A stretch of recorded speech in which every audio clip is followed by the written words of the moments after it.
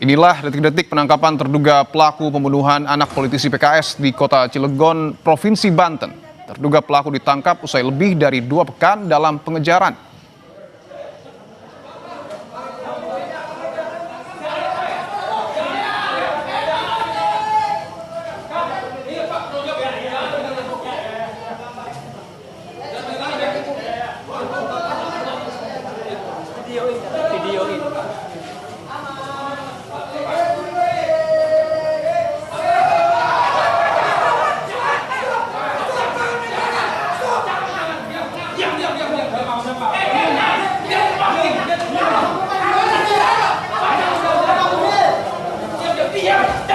Gambar yang Anda lihat, saudara, adalah detik-detik penangkapan terduga pelaku pembunuhan anak politisi PKS di kota Cilegon, Provinsi Banten.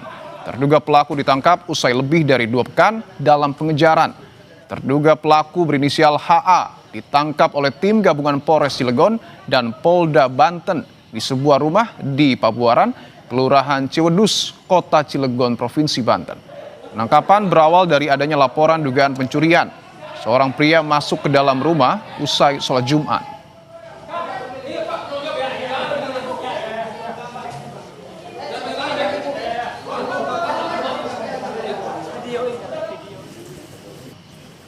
Sementara itu, Ketua Bidang Advokasi DPP PKS Nurul Amalia mengatakan ayah korban, Maman Suherman, tidak mengenal pelaku pembunuhan anaknya. Nurul menegaskan pelaku bukan orang yang pernah bekerja di keluarga korban. Nurul minta polisi segera menyampaikan hasil pemeriksaan pelaku.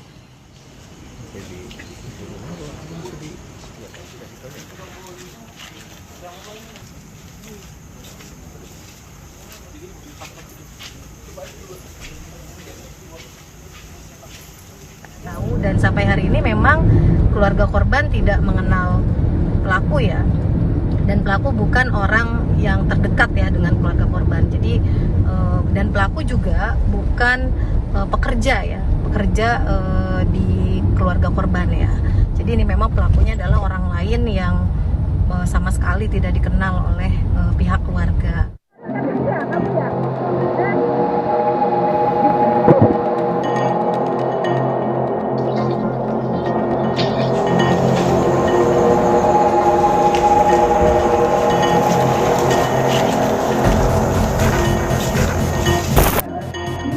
Gabungan Polres Cilegon dan Polda Banten berhasil menangkap HA saat kepergok mencuri di sebuah rumah warga di kota Cilegon, Banten pada Jumat 2 Januari.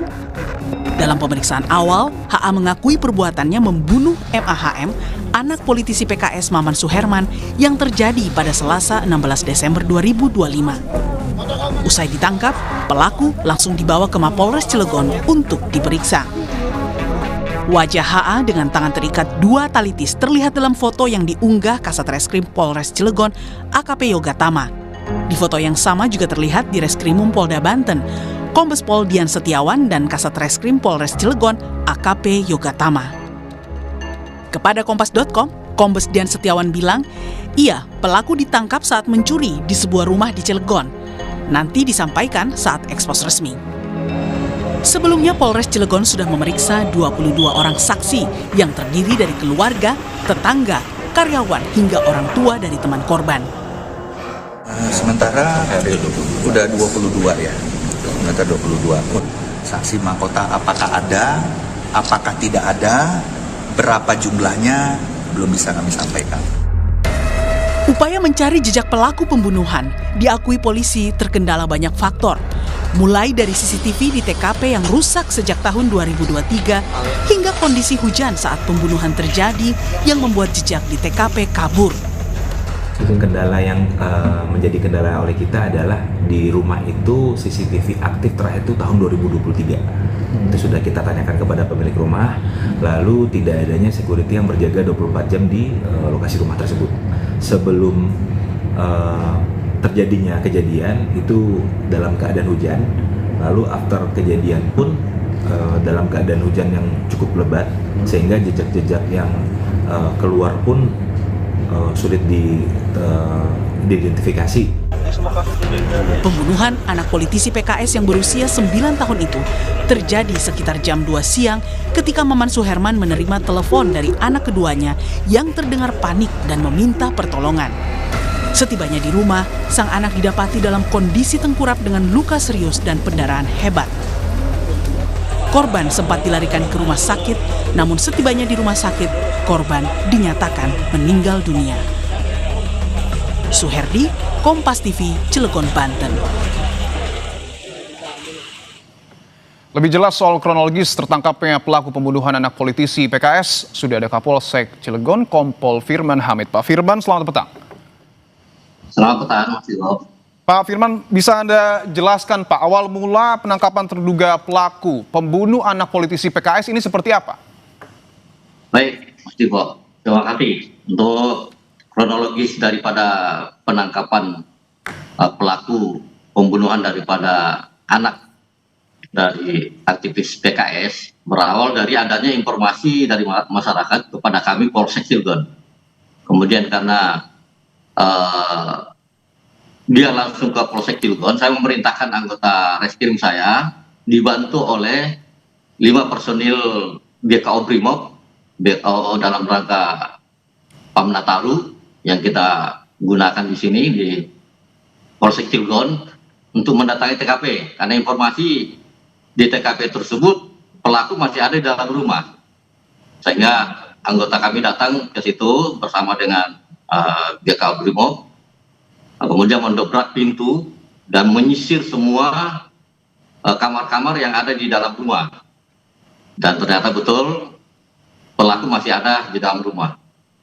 Karena pada saat pelaku di dalam rumah dilihat dari CCTV oleh pembantu ini, kemudian pembantu teriak dan pembantu ini sempat dikejar oleh pelaku.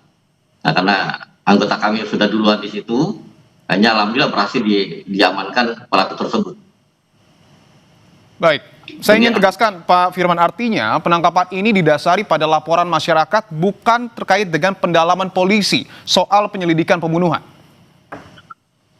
Betul, berawal dari laporan masyarakat kalau adanya pencurian dan pelaku masih ada di dalam rumah. Oke. Dan perlu diketahui kalau rumah tersebut sudah 2 kali dilakukan pencurian dengan pelaku yang sama, pelaku yang kemarin inisial H.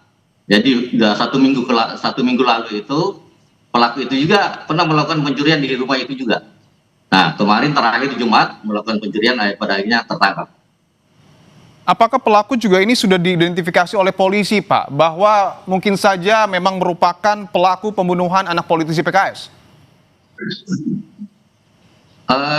Sebenarnya mas sudah dalam identifikasi, karena kebetulan pelaku ini juga bukan asli orang Banten, asli orang Pulau Sumatera, hanya dia tinggal di wilayah Banten, di wilayah Cilegon, tepatnya di Komplek Rakata. Oke, saya ingin mendalami Pak, bagaimana kemudian polisi memastikan bahwa pelaku ini betul pelaku pembunuhan anak politisi PKS? Karena ini 2 kasus yang berbeda, Pak. Betul.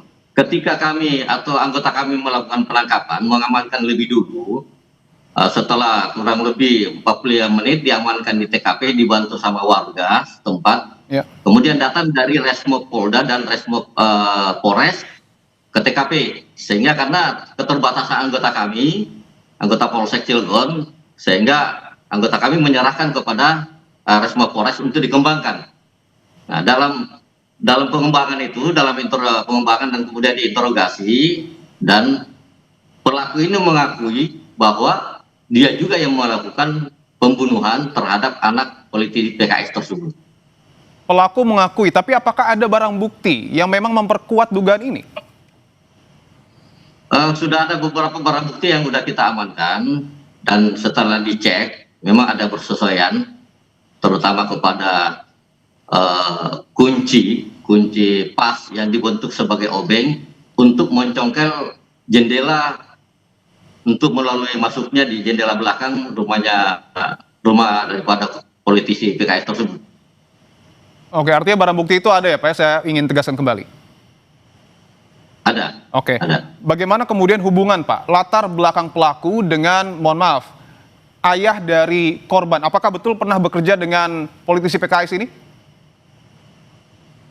Kalau sampai saat ini hasil interogasi kita, dia belum pernah bekerja di situ. Dan semata-mata memang kalau saya lihat dari pelaku ini, memang sasarannya kepada rumah-rumah yang mewah. Oke. Itu. Tapi begini Pak, karena yang menarik untuk diungkap adalah motif. Kita tahu bahwa korban ini, mohon maaf, meninggal dengan kondisi yang mengenaskan, dan kita tahu juga tidak ada pencurian ataupun barang-barang yang hilang. Koreksi kalau saya salah. Lantas apa motifnya pembunuhan ini? Betul. Kalau saya analisa dari TKP awal di rumahnya politisi daripada PKS tersebut, karena sempat juga kami melakukan olah TKP. Jadi sebenarnya niatnya memang mereka ini ada niatan untuk mengambil satu barang. Tapi karena mungkin keburu ketahuan, sehingga tidak sempat mengambil barang-barang tersebut. Seperti itu, Mas. Dugaan itu didasari atas analisa seperti apa, Pak Firman? Karena pada saat di TKP, ya kan, dia tidak mengambil barang-barang itu karena mungkin orang tua daripada korban ini cepat datang untuk membantu anaknya. Oke. Demikian. Oke, tadi Pak Firman sudah menyebutkan barang bukti yang kemudian identik, tapi yang menjadi penting adalah alat yang digunakan untuk membunuh. Apakah ini sudah ditemukan dan ada di tangan pelaku? Kalau untuk alatnya ini itu hasil interogasi dari Polres, kami belum bisa memastikan itu, belum bisa menyampaikan karena pemeriksaannya ada di Polres Cilegon. Oke. Kami hanya menyampaikan khusus untuk kronologi penangkapannya saja. Oke, mungkin bisa disampaikan kembali Pak, pengakuan pelaku ini seperti apa? Apakah ada orang-orang yang mungkin membantu pelaku melakukan tindak pembunuhan? Kurang paham kalau sampai di situ, Mas. Karena itu ranahnya daripada Polres Cilegon, Satreskrim Polres Cilegon. Kami hanya menyampaikan kronologi daripada penangkapan saja. Oke, saya ingin dalami soal identitas pelaku Pak, bahwa Pak Firman tadi menyebutkan pelaku ini bukan orang Cilegon asli. Apakah kemudian ada aktivitas khusus yang dilakukan oleh dirinya ini sehingga menetap di Cilegon dan berapa lama? Saya belum bisa menjelaskan itu, Mas. Nanti mungkin Kasat Reskrim atau Kapolres yang bisa menjelaskan itu. Saya hanya bisa menyampaikan kronologi daripada penangkapan saja. Oke. Seperti itu. Baik, tentu kita tunggu ya Pak ya, update terbaru dan titik yang lebih terang soal penangkapan terduga pelaku pembunuhan